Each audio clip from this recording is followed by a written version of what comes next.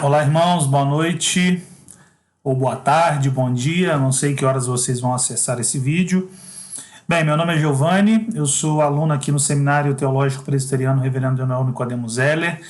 É o meu último ano, pela graça de Deus, nós nos formamos agora em dezembro, no dia 5, e nós fomos convidados pelo Eliseu para fazermos parte desse projeto, né, de apoiar e ajudar e contribuir com aquilo que nós podemos para o crescimento de vocês, para o aprendizado de vocês aí no Instituto João Calvino em Ondiva. Meus irmãos, é uma alegria poder falar com vocês. Obviamente eu queria estar aí pessoalmente, mas a gente sabe que por causa dessas questões da pandemia não foi possível, mas eu espero que no futuro próximo nós tenhamos esse privilégio de nos vermos pessoalmente, nos conhecermos e também de estudarmos um pouquinho. Bem, eu vou ministrar para vocês a disciplina de Seitas e Heresias, é a disciplina 9 do nosso conteúdo curricular, né? E nós vamos tratar então desse assunto.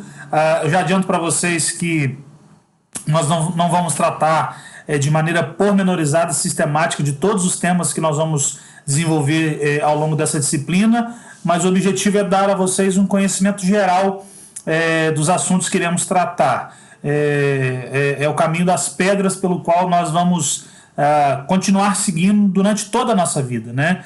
Nós não aprendemos tudo de uma única vez, nós recebemos o caminho, a direção, e nós, pelo nosso próprio esforço, vamos durante a nossa vida toda pesquisando e aprendendo um pouco mais, tá bom? Então é uma alegria compartilhar com vocês desses momentos, eu espero que vocês sejam abençoados com a nossa aula. Eu vou projetar o slide aqui e vou falando com vocês e a gente vai conversando. A apostila já foi enviada ou será enviada para vocês, bem como o nosso plano de curso. Lá contém as atividades para nota, para que vocês alcancem a média aí. Sem dúvida alguma todos vão alcançar. E que no demais o Senhor os abençoe e os fortaleça para que vocês continuem nessa caminhada de aprendizado, tá bom? Deus abençoe vocês e vamos então iniciar a nossa aula de hoje. Disciplina 9, Seitas e Heresias, unidade 1, Catolicismo Romano. Bem, eu projetei aqui um texto para nós iniciarmos a nossa aula, o Evangelho de Mateus, capítulo 28, do verso 18 ao verso número 20. O texto vai nos dizer assim: Jesus, aproximando-se, falou-lhes dizendo, toda a autoridade me foi dada no céu e na terra.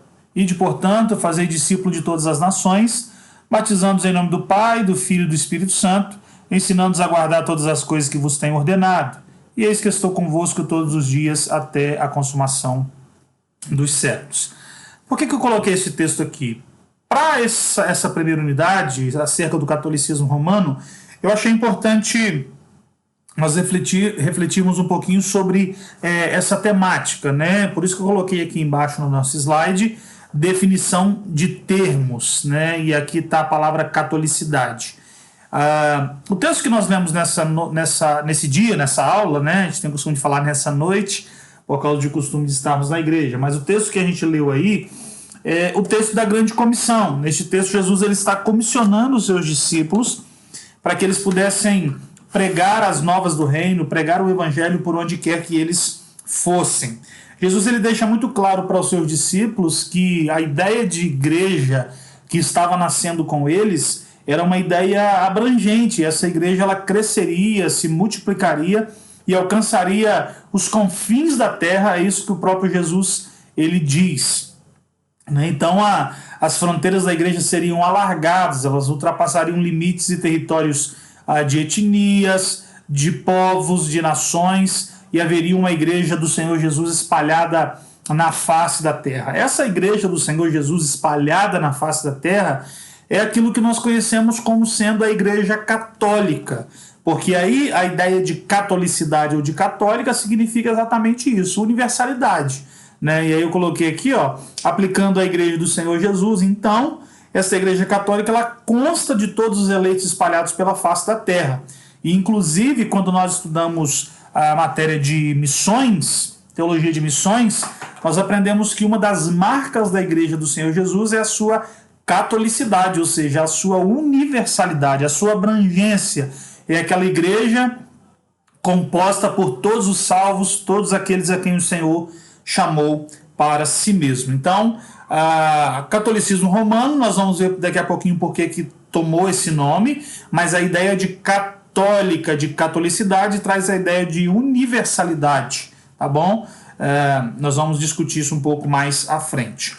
Partindo para o nosso desenvolvimento histórico, a gente vai entender que com o surgimento da igreja lá, e a gente costuma definir o surgimento da igreja no Pentecostes, embora em teologia de missões nós aprendemos que a igreja ela nasce com o chamamento de Israel entre as nações, né? A gente aprende isso, mas a igreja neotestamentária ela começa depois do Pentecostes, ou no comissionamento dos discípulos. Então, nos primeiros séculos, essas igrejas que vão surgindo, que vão se formando, elas são igrejas independentes. Igrejas que são governadas por bispos locais, por responsáveis locais. E nós temos o exemplo, por exemplo, é redundante, né? Mas um exemplo que nós podemos prestar atenção é do próprio apóstolo Paulo, enviando Timóteo, enviando outras pessoas para que pudessem tomar conta de igrejas, para que pudessem estar à frente de igrejas, porque tinha esse caráter independente. Uma igreja ela tinha a sua própria vida, vamos dizer assim, com as suas lideranças locais. Então elas viviam de maneira meio que independente. A partir da metade do segundo século, então, a igreja ela vai se organizar em forma de um bocado de igrejas juntos, podemos dizer assim, né? Uma organização, um conjunto de igrejas com o intuito de se fortalecerem, com o intuito de se ajudarem, com o intuito de resistirem os perigos e as provações que elas estavam vivenciando no seu dia. A gente sabe que a igreja, desde que surge, ela é tremendamente perseguida, em territórios judaicos perseguida pelo judaísmo, em territórios pagãos perseguido pelos pagãos, perseguido pelas religiões não cristãs, que veem a igreja como um inimigo, que veem a igreja como alguém que vem para tomar o seu poder, tomar a sua hegemonia naquele determinado território. Então, o que essas igrejas fazem? Diante das ameaças, diante dos perigos e também diante das próprias ameaças internas, né, as heresias que iam surgindo, as igrejas, então, elas se organizam. E essa organização de várias igrejas agora passa, então, ter essa conotação de catolicidade. Então, católica é aquela organização da qual fazem parte muitas igrejas, muitos crentes, e que possuem algumas coisas em comum.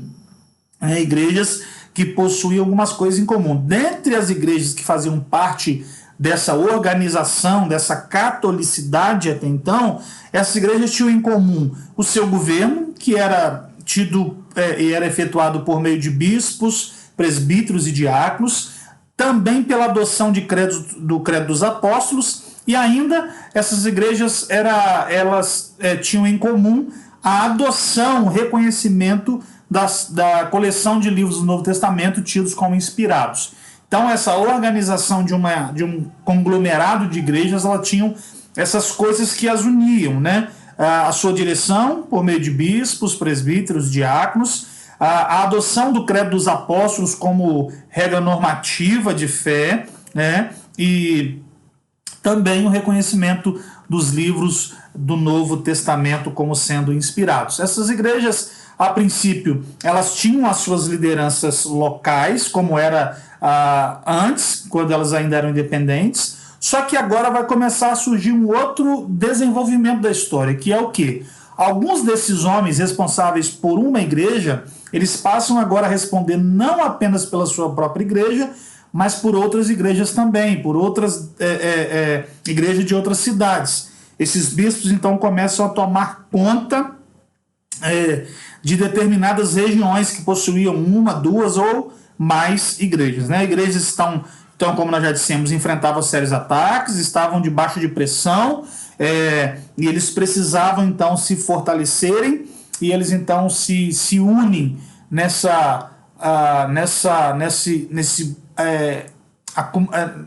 nesse número de igrejas unidas por esses princípios que eu falei para vocês, esses princípios que as uniam, e elas então agora podem seguir a sua vida.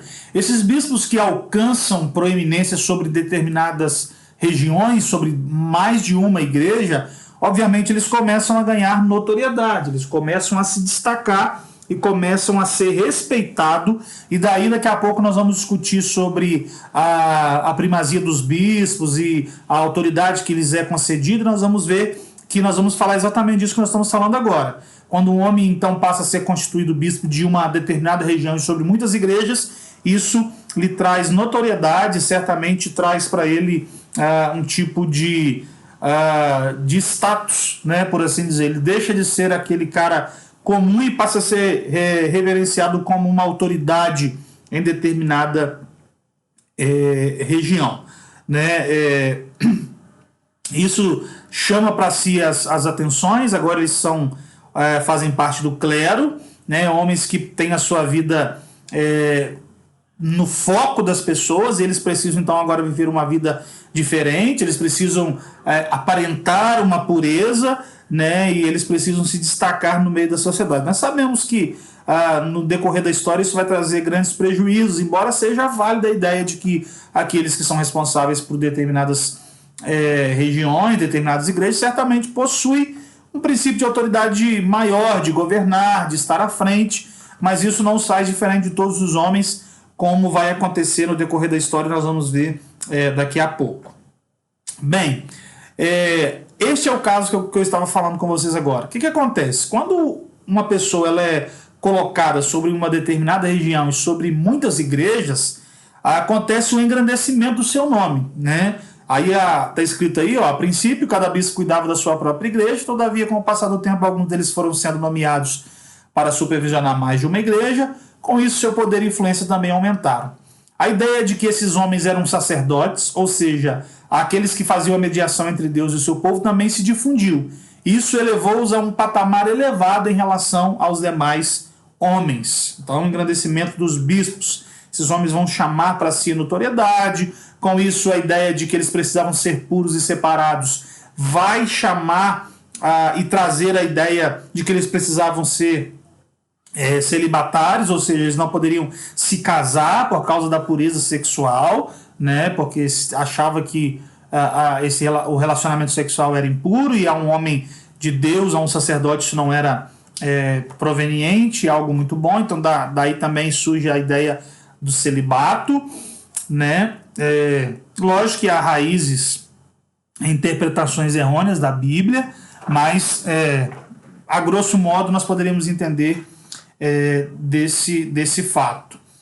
Bem, meus irmãos, partindo para essa ideia da igreja e do Estado, a gente sabe que a igreja ela estava dentro de um ambiente onde havia muitos conflitos, muitos embates, né? Perseguições, heresias que iam surgindo dentro da igreja, certos problemas, mas a igreja ela precisava continuar a sua trajetória, ela precisava se fortalecer. Ela vive em um mundo dominado pelo Império Romano, né? E a igreja, então, ela vai sofrer sérias perseguições no decorrer da sua história. A história vai se desenvolvendo. Todas as vezes que um poder ele mudava, a igreja ela passava por novos períodos de perseguição. Vez ou outra, algum governante do Estado ele permitia que a igreja pudesse prestar o seu culto, permitia que a igreja pudesse fazer a sua adoração, mas vez ou outra também, quando mudava o poder, a igreja era novamente perseguida. E aí vem a grande mudança na história, sob Diocleciano, 244, 311 depois de Cristo, o Império Romano ele é dividido entre Oriente e Ocidente, né? Diocleciano ele divide o Império e ele nomeia co-imperadores, né, para governarem esses estados, por assim dizer, né? Ele nomeia Maximiano em Milão, na Itália.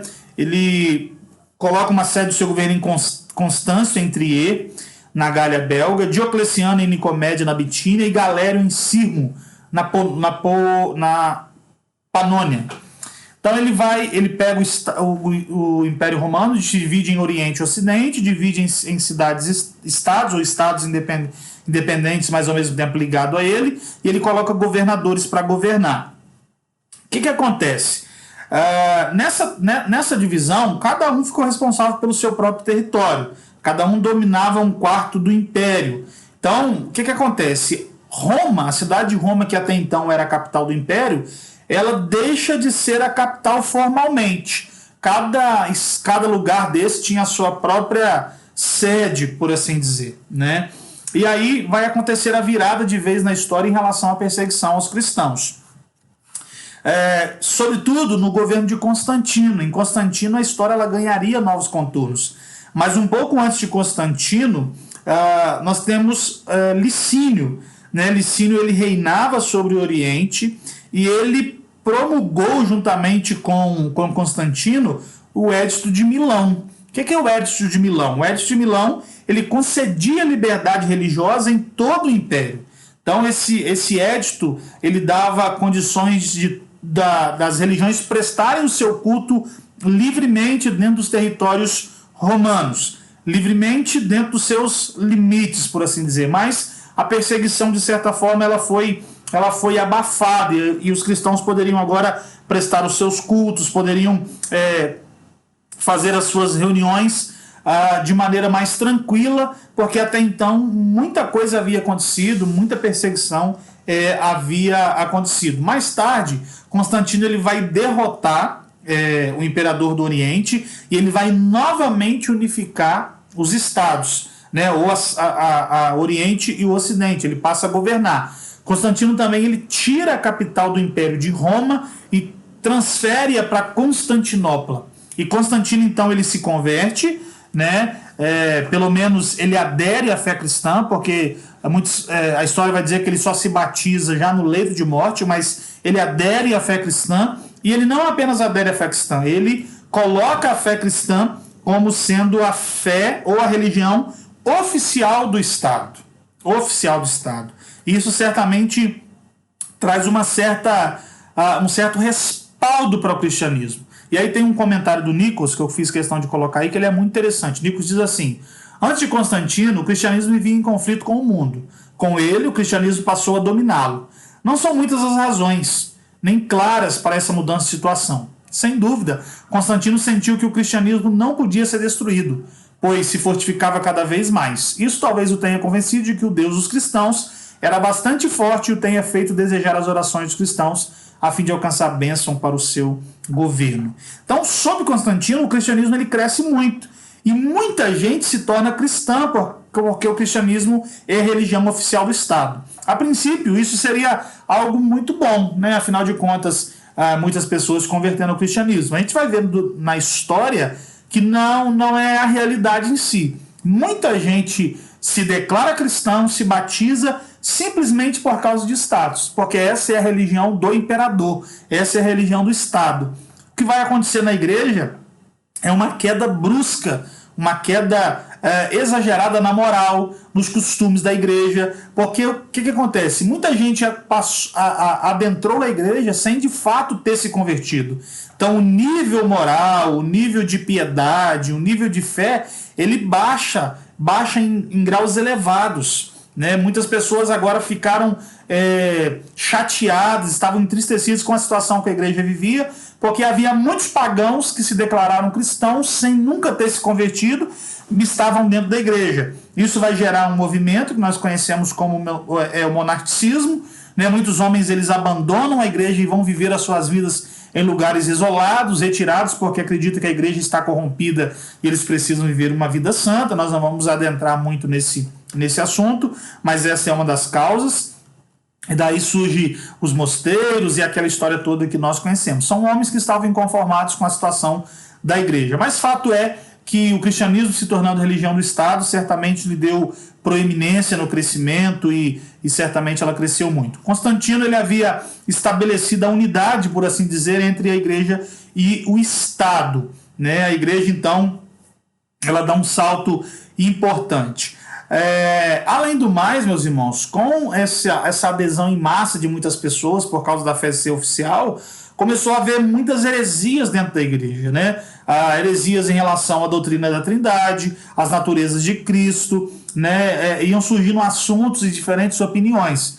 E com o cristianismo como religião oficial do Estado e uma sede com sede em Constantinopla, a religião do imperador, Constantino, então, ele convocou concílios com a ajuda de bispos para resolver essas situações. Então nós temos, por exemplo, em 325 o concílio de Niceia, nós temos em 381 o concílio de Constantinopla, e esses concílios, eles produzem os seus credos, eles produzem as suas resoluções concernente aos assuntos que traziam problemas à igreja. Assuntos como a doutrina da Trindade, como eu já disse, assuntos como as duas naturezas do Redentor, muitos ensinos heréticos estavam sendo ensinados, então Constantino convoca esse concílio, 325 em Niceia, para resolver uma série de problemas, e desse concílio, assim como os demais, alguns credos são produzidos e passam a ser normativos na igreja. O Nicolas ele vai pontuar que, como a autoridade dos concílios eles eram exercidas na publicação dos credos, né, e uma vez que os credos eram produzidos por bispos, esses homens agora passam a prefigurar no cenário da época como os detentores da verdade. Então a igreja se reúne, os seus bispos se reúnem, discutem o problema da heresia e formam uma resolução. Esses homens agora trazem resolução ao problema e com isso, mais uma vez, eles ganham notoriedade, né? E aí o Nicolas vai dizer que o engrandecimento do ofício de bispo tinha ido tão longe que esses homens agora, por serem a voz da igreja, por assim dizer, eles dizem que a igreja vai se constituir somente deles. A igreja, então, era o bispo e aqueles que estavam em comunhão com ele. Se eram eles que decidiam pela vida da igreja, né, eles que resolviam as questões doutrinárias, eram eles que governavam a igreja, então eles eram a igreja e aqueles que participavam dessa igreja em submissão a eles. Essa centralização de poder, ela inclusive na supervisão de grandes áreas, como nós já vimos, dava aos bispos notoriedade, né? E aqueles que estavam na capital, aqueles que estavam nas capitais mais importantes, eles tinham proeminência sobre aqueles que estavam em lugares menores. Constantino também dá privilégio ao clero, né? Constantino ele faz isso por causa do seu desejo de que o cristianismo fosse aceito por todos como religião oficial. Então ele dá alguns privilégios ao clero e esses homens então sobem de patamar, por assim dizer, eles ocupam um lugar elevado. Então os bispos de determinadas capitais, nesse tempo pelo menos 5 bispados existiam: Roma, Jerusalém, Antioquia, Constantinopla e Alexandria. Sendo que o bispo de Roma, ele passou a ter proeminência sobre os demais bispos, ele passou a dominar sobre os demais bispos. O clero ele exercia uma influência tremenda sobre o povo, né? Ele exercia essa influência. A ideia de que fora da igreja não havia salvação, a ideia de que a igreja era formada pelos bispos e por aqueles que estavam em sujeição a ele, certamente levou o povo a um espírito de medo e os fez reféns da igreja, por assim dizer. Se fora da igreja não há salvação, eu preciso então me submeter à igreja, né? E a ideia de que somente na igreja católica, onde estavam esses bispos, havia salvação, difundiu fortemente, levando o povo a tornar cativo à igreja. Então, o bispo de Roma ele ganha proeminência, ele ganha primazia nos assuntos religiosos. E algumas coisas são importantes para nós tratarmos em relação ao bispo de Roma. Primeira coisa, o bispo de Roma ele se destaca por causa da sua localidade. Ele vai arrogar a primazia para si, como sendo o chefe da igreja, porque ele estava na cidade de Roma. Roma era a antiga capital do Estado romano, do Império Romano. Muitas questões, muitas vezes quando alguém ia resolver um problema na igreja e não aceitava a decisão de uma determinada igreja ou de uma determinada região local, ele tinha costume de apelar para o bispo de Roma, né, porque achava que ele tinha primazia sobre os demais. e certamente isso dá a ele notoriedade sobre os demais, fazendo cada vez mais engrandecer. Então ele se destaca por causa da sua localidade, né? Roma, um dos principais polos do império, embora a briga no tempo de Constantino seja grande, né, entre Roma e também Constantinopla, mas Roma acaba se solidificando como maior importância, porque ela tinha sido a capital do Império Romano e era importante para o mundo de até então. Além disso, como eu já disse, havia o costume de se apelar para o bispo de Roma, sem contar o fato de que o bispo de Roma ele trazia a ideia da sucessão apostólica. Ele dizia que a sucessão apostólica ela remonta ao período apostólico em que o apóstolo Pedro esteve em Roma, e Pedro teria sido o primeiro papa, e depois de Pedro todos aqueles que o sucedem nessa cidade. O termo papa basicamente significa papai, ou pai da igreja, aquele que tem o poder, aquele que tem a proeminência na igreja, né? O título papa então é concedido ao bispo de Roma, ou seja, aquele que está sobre as demais igrejas. O Nicolas vai comentar que a pretensão de liderança exercida por Roma ela é baseada justamente nisso, na suposta autoridade que Cristo deu a Pedro sobre os demais apóstolos, sendo ele, portanto, o primeiro bispo de Roma. Aquele texto lá que Jesus fala sobre Pedro, tu és Pedro e sobre ti edificarei a minha igreja, interpretado de maneira que os convém, obviamente. Então ele diz, Pedro é o primeiro papa e todos aqueles que o sucedem, e além do mais, Pedro esteve em Roma. O historiador Justo Gonzalez ele vai dizer algo interessante sobre isso. Ele vai dizer que as origens do bispado romano se perderam na penumbra da história. A maior parte dos historiadores, tanto católicos como protestantes, concorda que Pedro esteve de fato em Roma e provavelmente morreu nessa cidade durante a perseguição de Nero. Porém, não existe nenhum documento antigo que diga que Pedro transferiu a sua autoridade apostólica aos seus sucessores, né? Então essa ideia de que Pedro é o primeiro bispo de Roma, o primeiro papa, ela não se sustenta, né? Não é uma convicção minha, ela não se sustenta mesmo. A ideia também que traz proeminência ao bispo de Roma é só a ideia de que somente na igreja onde estava esse bispo havia salvação e ela deveria governar as demais, né? Dessa linha sucessória de Pedro havia salvação. Também o desenvolvimento da dinastia papal, a linha sucessória. Muitos papas aí vão prefigurar na história da igreja, muitos papas vão surgir e de fato alguns deles vão ser muito importantes.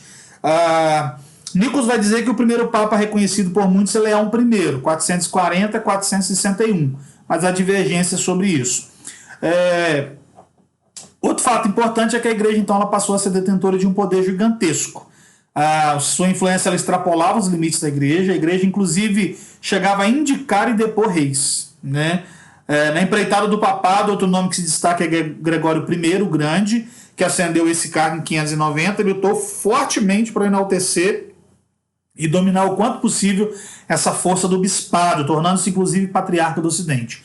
Então o bispo de Roma ele vai inclusive ter exército à sua disposição para lutar por causa da sua causa e difundir a ideia de que essa igreja ela é a mãe de todas, de que ele tem a primazia sobre os demais, né? Então isso vai certamente enaltecer o seu nome. Ellen Carnes ele pontua que a ênfase dada ao bispo, que como se cria derivava sua autoridade da sucessão apostólica, levou muitos a verem nele o centro da unidade, o depositário da verdade e o despenseiro dos meios de graça de Deus através do sacramento. Mas é fato que, apesar de toda a devoção que se atribuía a esse personagem, muitos deles objetivando interesses próprios, inclusive vendendo cargos eclesiásticos, nem a simonia, foram manipulados e dominados por senhores de terras. Franklin Ferreira vai dizer que os papas passaram a ser dominados por um período da história, dizendo o seguinte: a maior parte dos papas do período que vai de 754 a 1059 exerceu um pontificado fraco, muitas vezes controlado pelos senhores feudais francos, italianos e alemães, que constantemente fundavam bispados e abadias, nomeando ou depondo os clérigos do local e controlando as suas ações. Mas o fato é que o bispo de Roma ele ganhou primazia, ganhou notoriedade, lutou por isso. Muitos papas investiram pesadamente por meio de guerras, empreitadas, e Roma então ela ganhou essa hegemonia, essa proeminência. Então, a ideia de Igreja Católica Romana é o fato de que Roma detém o poder sobre as demais igrejas. Então, essa catolicidade da igreja estaria preso ao bispo de Roma. Ele era o cabeça da igreja, por assim dizer. Então, católico romano, aquela igreja que é governada pelo bispo de Roma, que tem primazia sobre as demais igrejas e de onde oriunda a salvação a todos os homens. Isso a grosso modo, viu, meus irmãos? Como eu disse, nós estamos tratando de maneira geral aqui. Do ponto de vista protestante, nós temos essa posição aí do Franklin Ferreira, que diz o seguinte: do ponto de vista protestante, o papado não é uma instituição de origem divina, mas resultou de um longo e complexo processo histórico.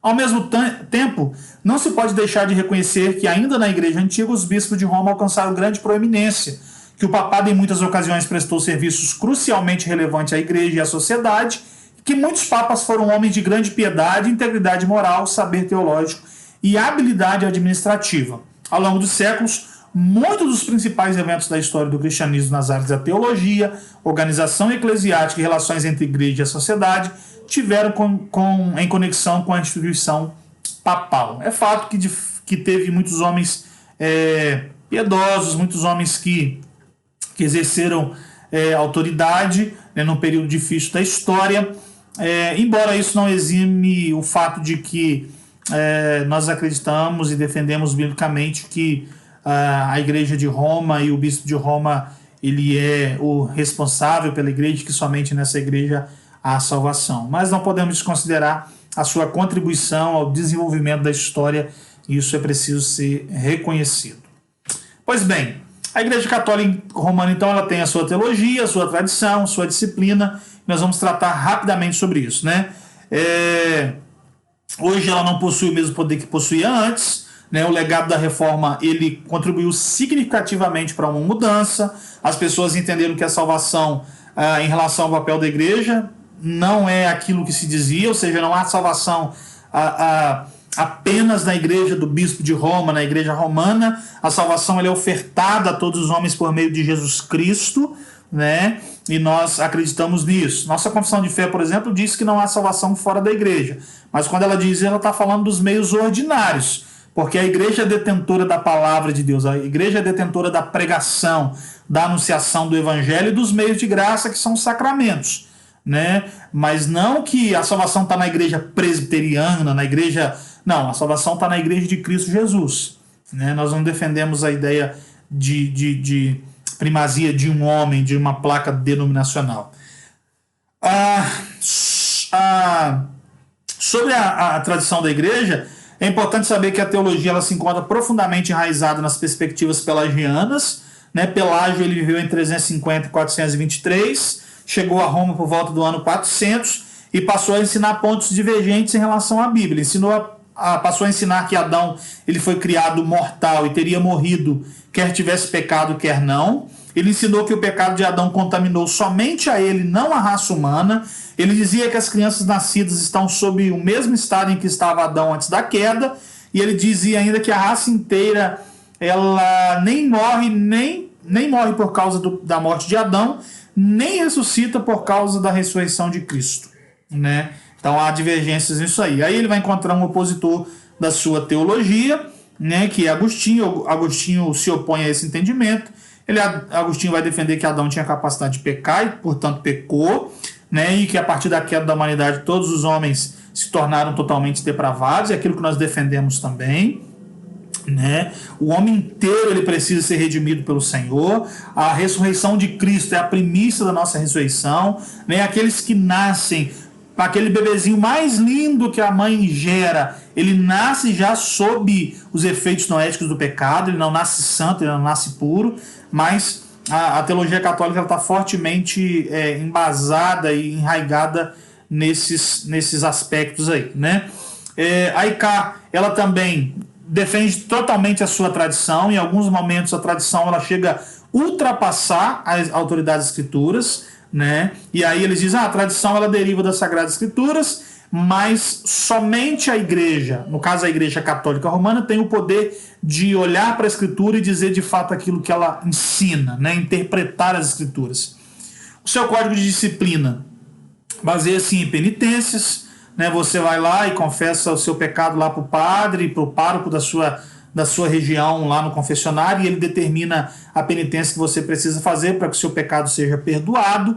Além do mais, eles têm o culto aos santos, né? São pessoas que eles consideram como pessoas importantes, que tiveram uma vida exemplar e que precisam ser seguidos. Embora nós tenhamos essa ideia de que homens santos da Bíblia precisam ser imitados, a nossa ideia, no entanto, é que esses homens, acima disso, eles eram pecadores, né? E que há um limite nesse seguir e fazer igual. Nós temos que seguir a Cristo. Então nós não veneramos os santos, né? Como fazem os nossos irmãos católicos, e nem fazemos imagens deles.